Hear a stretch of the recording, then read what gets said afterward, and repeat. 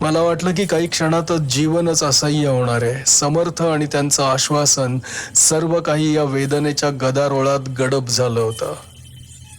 पण त्याच क्षणी त्यांनी त्यांचा तो तस्मार अर्चनेचा मंत्र उच्चारला असला पाहिजे. एक प्रचंड आघात झाला. शरीराचा कण न कण त्या आघाताखाली हादरला. आघात क्षणार्धात झाला, पण त्याच्या कंपाचे अनुनाद कितीतरी वेळपर्यंत मनात घुमत होते. ते गेले आणि शांतता आली. एक मोठी विलक्षण शांतता.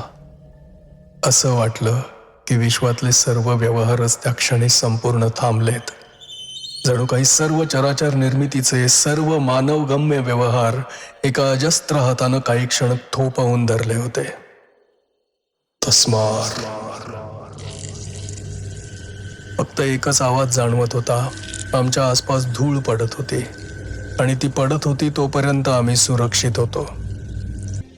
ही नेहमीची स्वप्नावस्था नव्हती आनंद.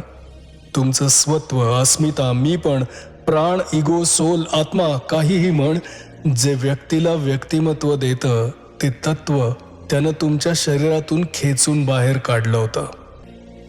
कोण होता अडवायला आणि कोणाची शक्ती पुरी पडली असती?